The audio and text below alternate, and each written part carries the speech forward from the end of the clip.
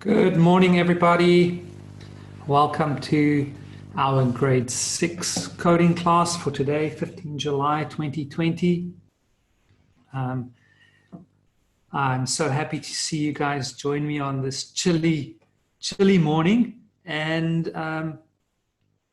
for those of you that don't know me, my name is Mike Geldenes.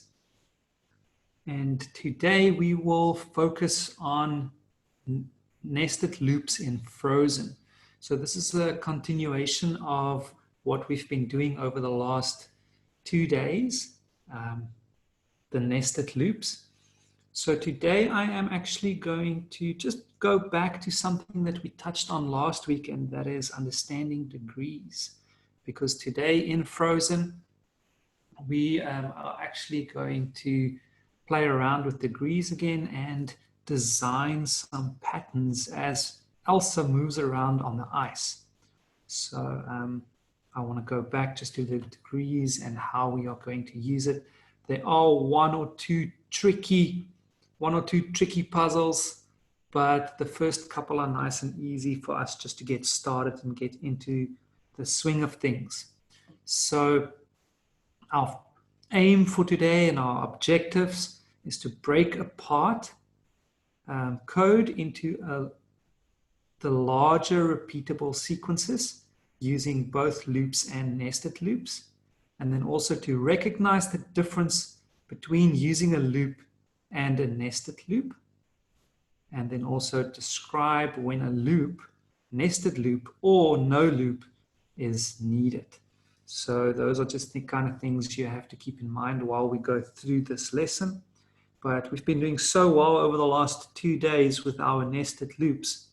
And as the word explains, for those of you that might have joined us for the first time, a nested loop is, first of all, a loop is something that happens over and over again. And then a nested loop is, if you think of a bird's nest, if you think about the eggs inside the nest, so we will have a loop, something that repeats within another loop that is going to repeat again. So that just gives you a bit of an idea of what a nested loop is. Okay, guys, and then I want us to really pay close attention to this today, because I think the last 2 puzzles of our lesson today are quite tricky. So we have to really keep in mind of how are we going to turn, what do we need to do, where do we have to put loops, so it can get a little confusing. So I just want to run through understanding degrees with you guys again, and I am going to use Elsa because Elsa is our character for today. And I want you guys to remember that we always have to keep in mind in which direction we are moving. So if we look here and Elsa just draws the line, she will move to, let me just get my pen out as well, my pointer, so that I can draw on my screen as well. And then she will end up right here after she draws that line. Okay, there she will end up right there.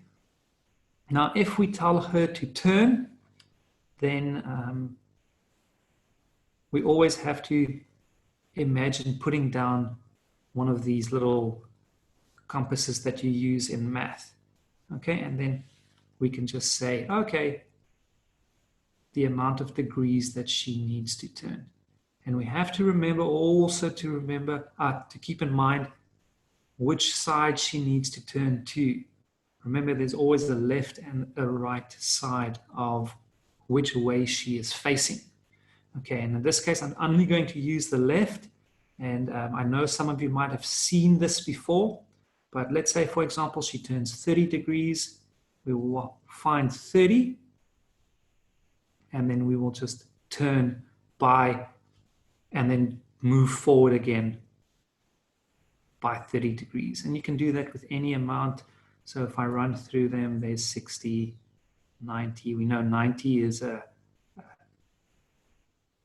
straight up or down or left or right, because if she turns 90 degrees, and especially if we work with squares, we use the 90 degrees.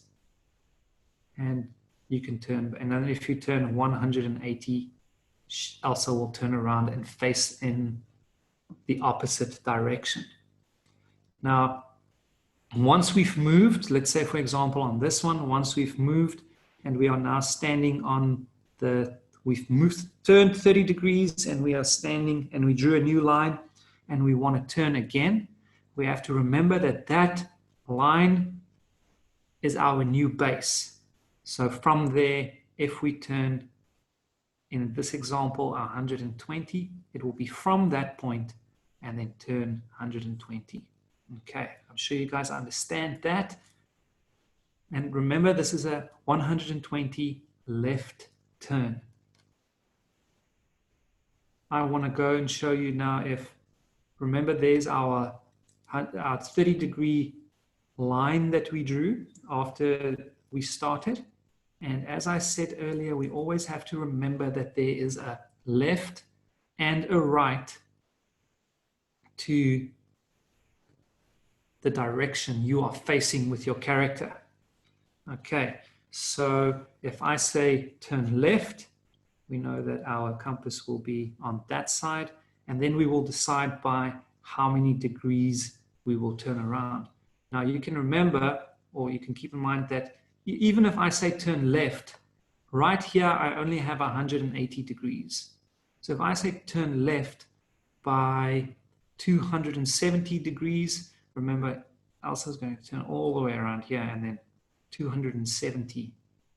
So then it would have been easier just to do a turn right by a 90. So we just have to keep in mind what exactly happens so when we turn in certain directions and by how many degrees we are going to turn. And then if I, for example, would have said turn right, we have to remember to actually place our compass on this side, and then we will turn right by a certain amount of degrees.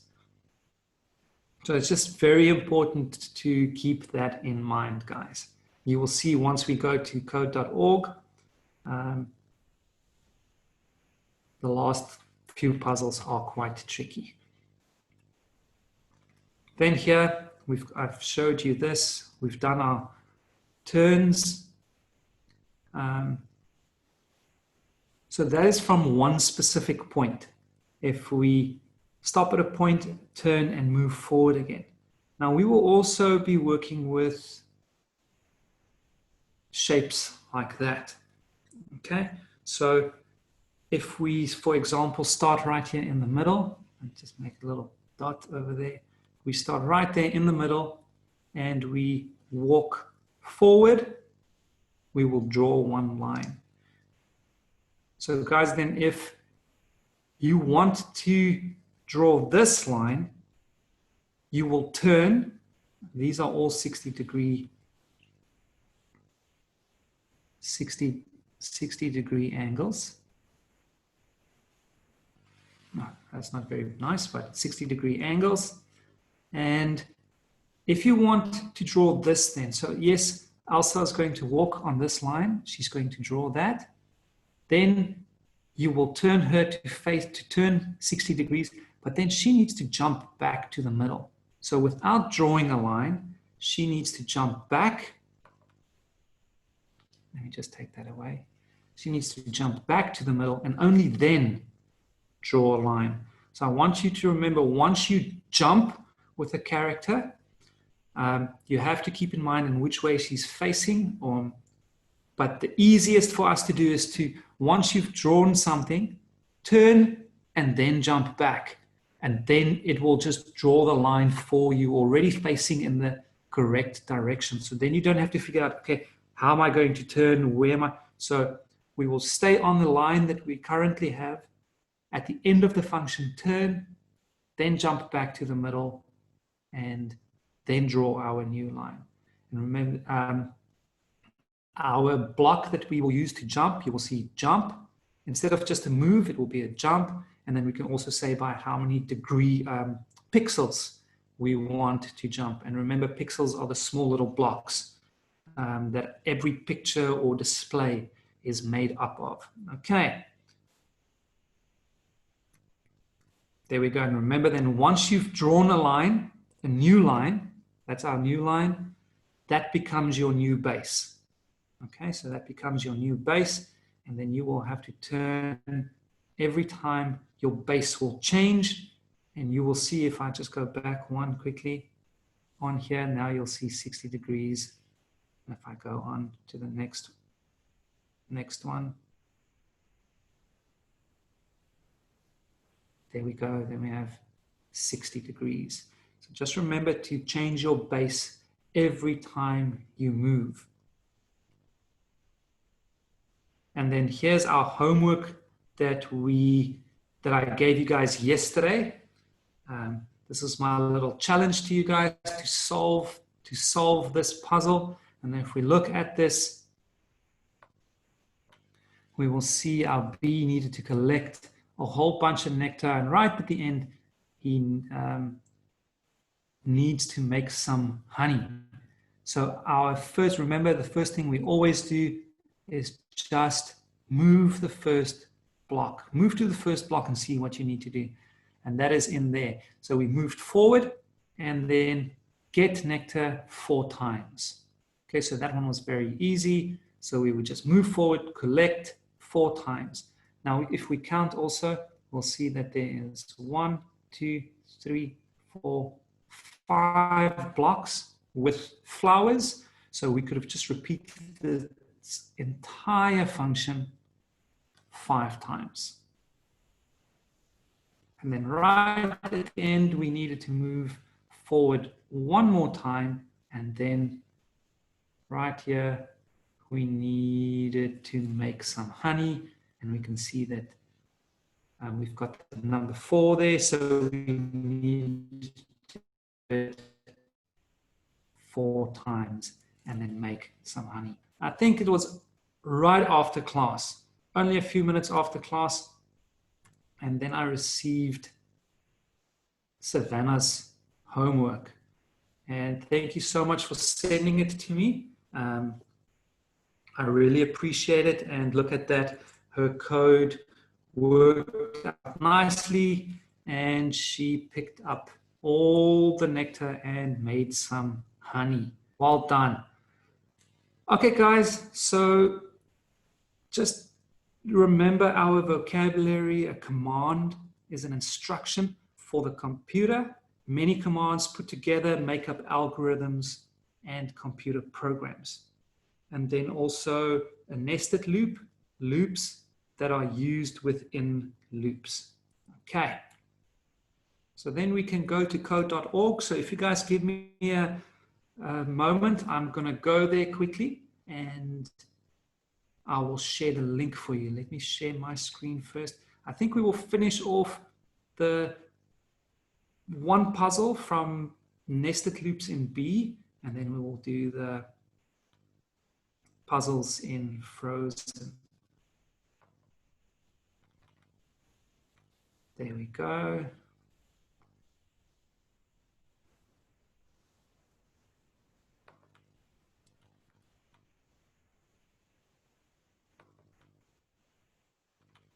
Okay, guys, there's the link. You guys can go to the link so long, and then remember, just let me know that you are in. Here's the puzzle I showed you guys in the homework example. So I'm just quickly going to finish it on my side. We've run through it. Remember, the first things we do is just move forward, repeat, get nectar 4 times. 4 times.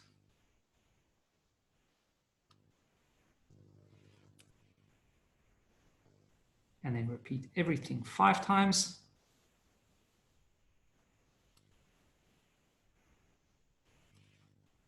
And then at the end, we will just move forward and get or make honey 4 times. Okay, let's run through that quickly so that we can move on to that next puzzle. There we go. Okay, so guys, I see Awetu is in, Jocelyn is in. Puzzle number 12 on B, loops, nested loops in B. Here again, remember, just the first thing we always do is code your first block. See what you need to do. So here we'll just see we need to move forward and get honey or make honey. And then we will see the same process will be repeated over and over again. And we can just count that 1, 2, 3, 4, 5 times. So we will move forward, make honey 5 times. And then once we get to the end over there, we are going to turn left. And then we are just going to do the same thing going down. So move forward. Or you can then just, could have done that, but I want to show you, move forward 5 times and get or make honey. But then if we look at this again, there we go. If I put those two next to each other, they are the same. So I can actually just repeat the entire code block. Now we always have to remember, once we do that, we have to put this turn left inside our nested loop, in our repeat. We always have to make sure that if there's an action right at the end of a certain line, and that's now this first line that we did for the B, just to move forward and here, and then he needs to perform one action before he can actually repeat the same pattern. Now we always have to just make sure that that one extra command doesn't actually affect the outcome of your code at the end. Let's say, for example, he needed to turn left and move 1 forward before we could actually repeat the code, and that one move forward would have dropped your character off a cliff or into the water. Then we can't put that in our repeat, because then that action will be performed before your repeat actually starts. So, but a turn left, we stay on the same position. We are just facing in a new direction. So it's not going to affect anything in our code. So I'm going to leave this here so you can also see that. But I can take everything and then just put that inside a repeat block as well. So seeing that we are using nested loops, let's make a nested loop with that. Let's run and see what happens.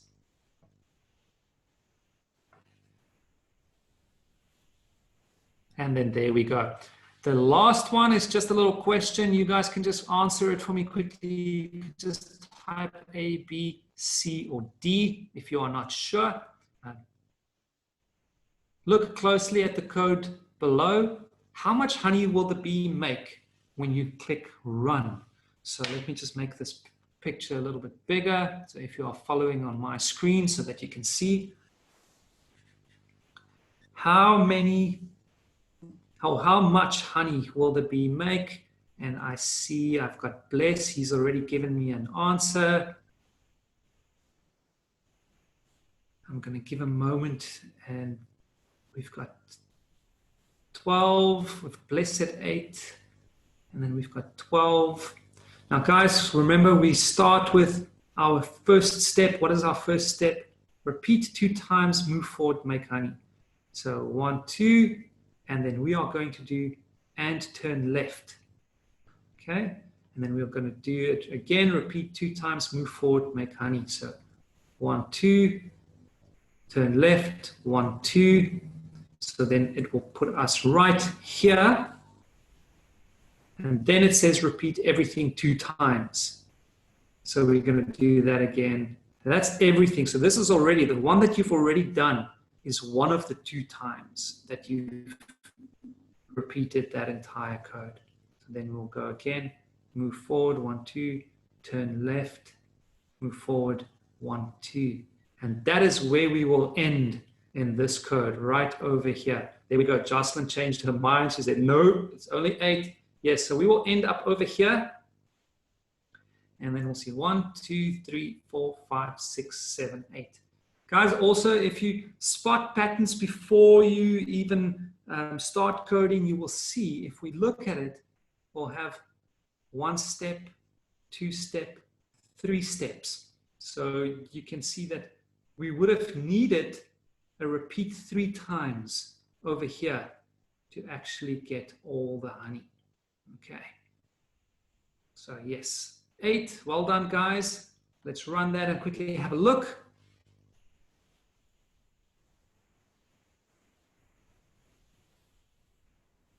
There we go. And then we are going to move straight over to Elsa and Frozen.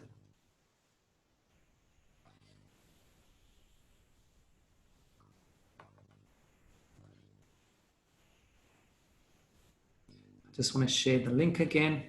And here they're just introducing us to what we will be doing. So let's follow the instructions nicely and see if they can help us out. We have to keep these things in mind because you'll see it gets a little tricky very quickly. So, hi, I'm Elsa. Help me draw a shape. Draw a hexagon with 50 pixel long sides. To draw a hexagon, you will need to move forward by 50 pixels, turn right by 60 degrees, and then repeat a total of 6 times. Okay, so at least they're giving us nice instructions of what we need to do. We can see that Elsa is already in the middle of our screen, so we don't need to move anywhere. And if you can remember our play area, the screen size is 400 pixels by 400 pixels. So we know that the middle point will be 200 by 200. And here's our jump to. That is what, remember, that is what over and down is. That is our pixel count. Over is from left to right, and down is from top to bottom. Okay, so let's follow their instructions. Move forward by 50 pixels. And then they say turn right by 60 degrees. And then they just say repeat a total of 6 times.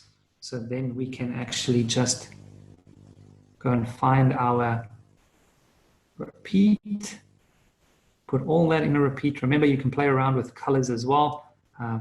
These colors don't really make a difference. They are so light, but let's go for the purple. No, I think the purple on the blue might be a bit difficult to see. Let's go for the pink, and I have to remember to change that to 6. That's the one thing I forget the most to do, is change my repeated times, how many times I need to repeat something. And then I'm going to make this a little slower that it doesn't go too fast. And then let's run. Look at that. And then she ice skates a nice hexagon for us. Now, if you just want to play around, remember you can. If you want to make it a little bit bigger, by all means, see what you can do. Make squares, make triangles. I'm going to reset, just run that. Now look at that. I'm making my hexagon a little bit bigger. But for us to move on to this, to the next puzzle, I just need to follow the instructions carefully. And guys, I wanted to tell you there's something that you can do and that we haven't used.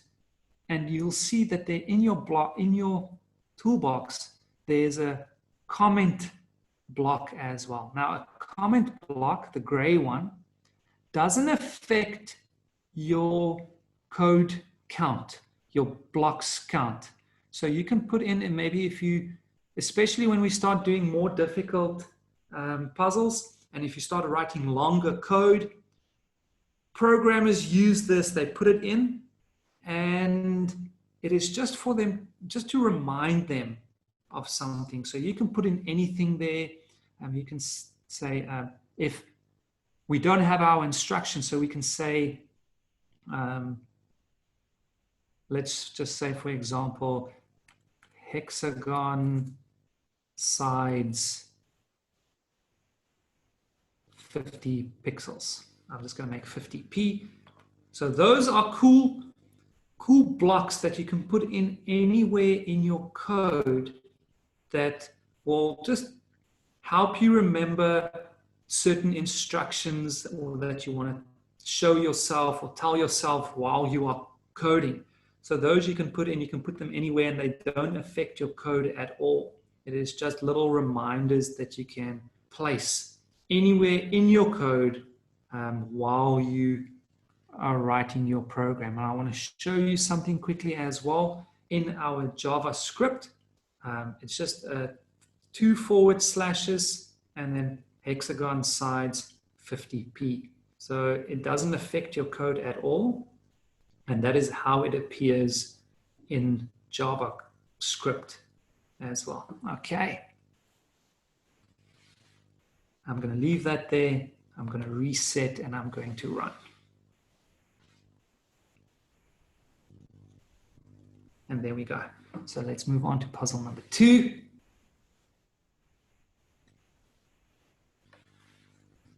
I hope everybody is still with me. That wasn't too difficult, so I hope you guys are paying attention, focusing. Now guys, here, look at this, good job. After your hexagon, turn right by 60 degrees. When you draw, then draw a line that is 150 pixels long. And let's see. Finish by putting Elsa back to the center of the play area using the jump to the middle center position block. Okay. Guys, remember, once we go around the hexagon, let me just make this bigger again. Stay there. Once we go around the hexagon, we will be back in the middle position. So, and every time we move, we already turn 60 degrees. The only thing that I need to do now is I need to move forward. I think I'm lying, because if I stand here, 60 degrees will be over there. I'm going to have to decide how. It wasn't 50 degrees or 60 degrees. Turn right by 60 degrees and turn a line. So we're going to turn again and then draw that line. So, because remember, we are facing that way now. So let's see, move forward by 150 pixels. Just want to see quickly, because I think we've already turned. No, she didn't turn it. She just turned 60. It's going to be on that line. So I need to turn another 60. So this is what we have to keep in mind. Once she gets to the end, because in our loop, she turns 60. So then she would turn this way, and then we will turn another 60 to come this way. Okay.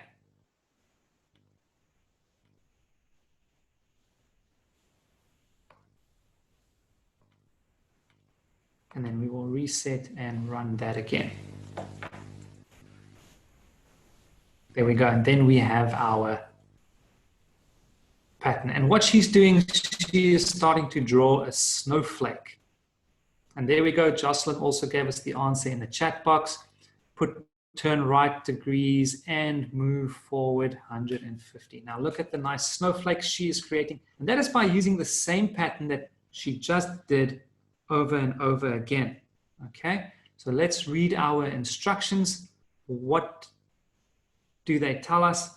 Let's make a snowflake. To turn this code into a snowflake, nest all the code inside another repeat loop and run it a total of 6 times. You should only need to add 1 block. And like they said, all we'll need is a repeat block. And we're going to repeat all that 6 times.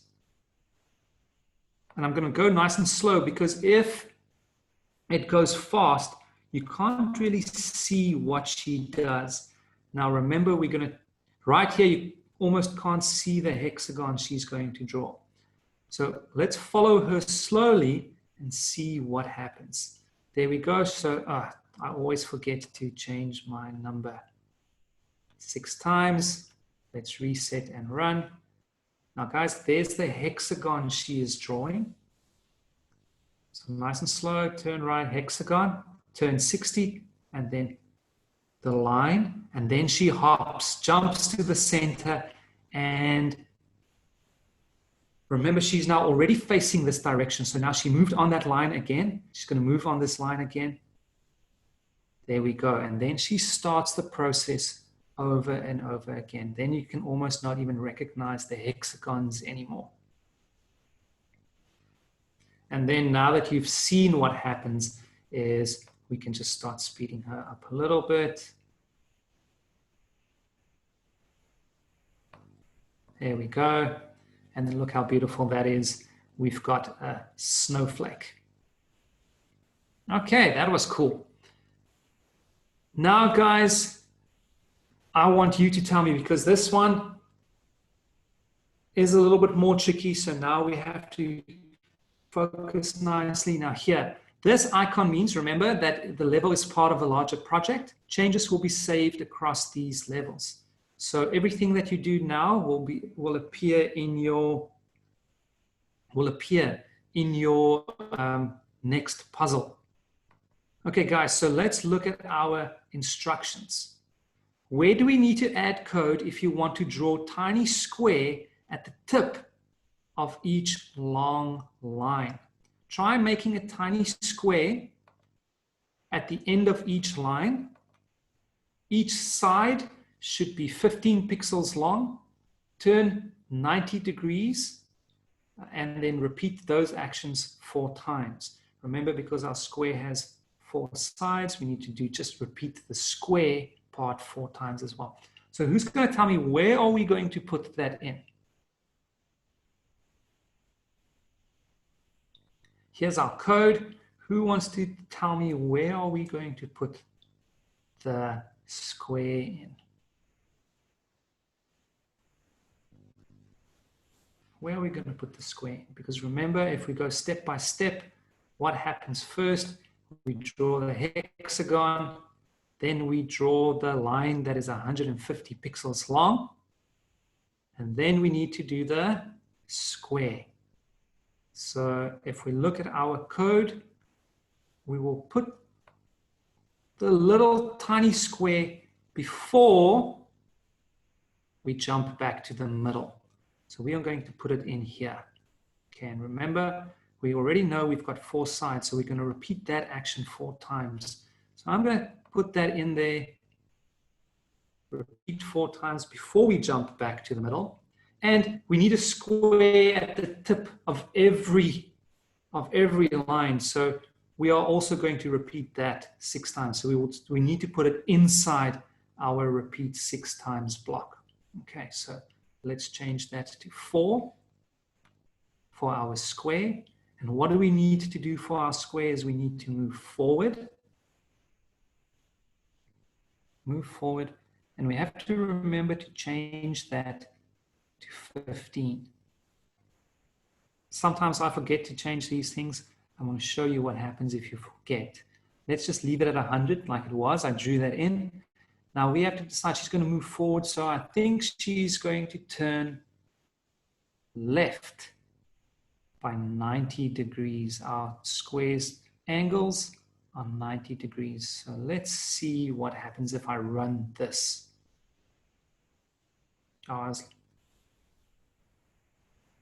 Okay, no, she's going to turn right. I don't agree with that, but that's okay. So that is if I forget to draw if I change the size of my squares. So I almost have it, and I can see that she's turning in the wrong direction. So I know now, okay, guys, let's change this to turn left, and let's remember to change our code. Now you can see you can actually make some nice patterns here as well. And at the end, that's going to be that's also going to be my challenge for you guys, because this is an open lesson or open puzzle you guys to change some of the amounts and the turns in your code and see what pattern you can come up with. And then I want you to send it to me, and then I'll share it again in tomorrow's class. So 15, let's reset and see if we can finish this. And I'm going to make it nice and fast so she can run through it. Run. I think I clicked on the finish before. Yes, let's go one back.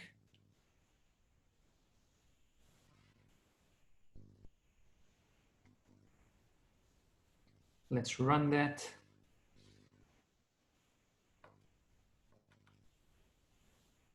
Make it nice and fast.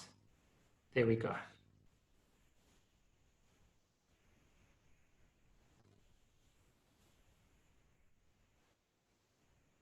There we go, guys. So we've got our little squares at the tip of each line. Okay, so let's move on to puzzle number 5. And here we have to just keep in mind, because we adjust our code. So we just have to keep an open mind of exactly what we are doing. Try changing the shapes or the lengths of the lines to make your own. So here you can play around, really see what you can come up with. You can change your drawing in any way you want, but here's an idea. Try switching the types of shapes in the middle of the snowflake with the one at the end of the line. Okay, so now we know that right here we're not going to draw.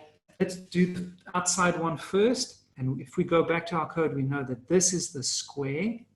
We don't want the square at the end. We want a hexagon. And remember, a hexagon has 6 sides. So here I have to change that to 6. 6 sides, and we're going to still leave them at 15.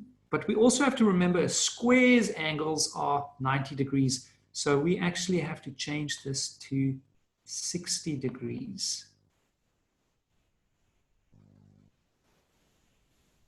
No, we're not going to change by 60 degrees. We are going to change by 45 degrees. Let's see. Let's just run it as it is so we don't make too many changes.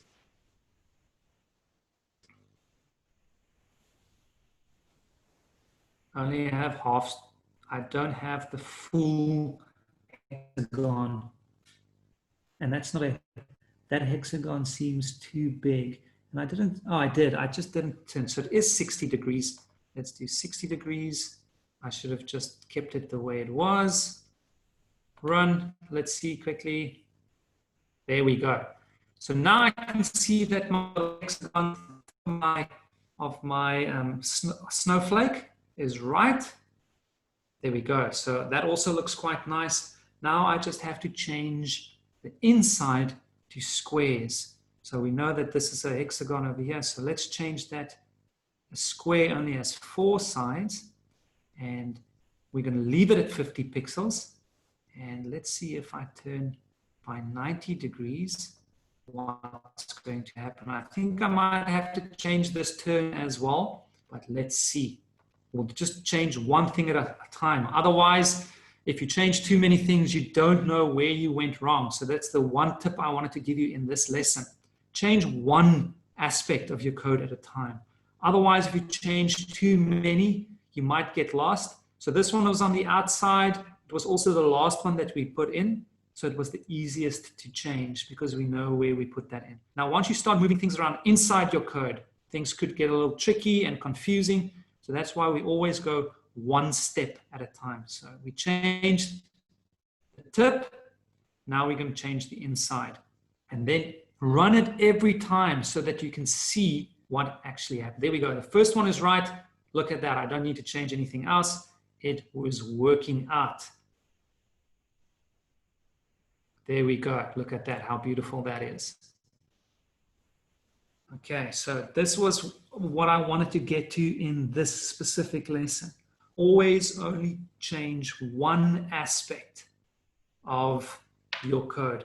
And because we can do anything we want in this, I actually want to go back to what I did on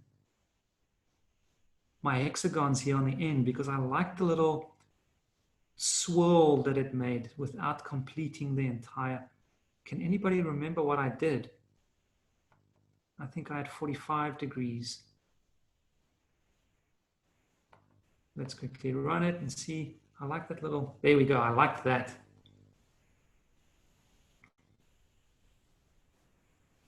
Just because my angle is a bit different, she doesn't quite get all the way around. My angle is smaller. So, oh no, but now that's not even on the line. So I have to turn, because her ending position right here is different from when it would have been here. So I will have to go here and change the amount of degrees she needs to turn to actually draw a line over here, because I have to remember my base is on a different position. So then I have to go and move my angle in between each line so that she can change that. But just to save some time, because I see we're running out of time, I'm going to change it back. Not playing around with that too much right now, because I really want us to look at the last one quickly. And the last one I'm going to give you as a challenge to try and do, because it is quite a tricky one. Let's do that. Finish and go to puzzle number 6.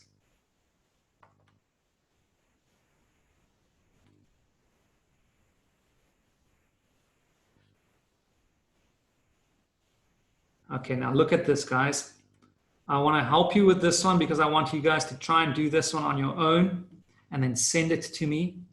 The pattern here is the same as the one that we just did, okay? If we follow the instructions, you will be able to figure it out. Let's try something new. This time, skate in a zigzag, okay? Instructions, try changing your long 150 pixel line to 6 short lines of 25 pixels. Turn by 45 degrees in alternate directions after each short line to get a zigzag look. Where do you need to put the new repeat block to make this pattern? Remember, it will be inside your line, and go to your line. Here's our line over here inside our code, because the first one is our hexagon, second, or our square. The second one is our hexagon. So over here is our line. So if you want to help yourself, put here, let's say this is my square. Over here, this is my hexagon. And then let's put one more. This is my line.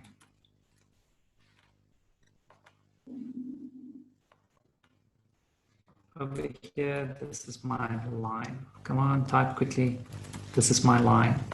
So we know that we are going to work here with our line. And remember, she's already facing in the right direction. I'm going to help you out quickly. She's facing in the right direction. So you don't have to turn anywhere to start your line. You're going to just move forward up there. So think about what you need to do. Try and solve this puzzle. We will look at it tomorrow if you guys can't solve it. And I've already done it. It is quite nice. I had to do it.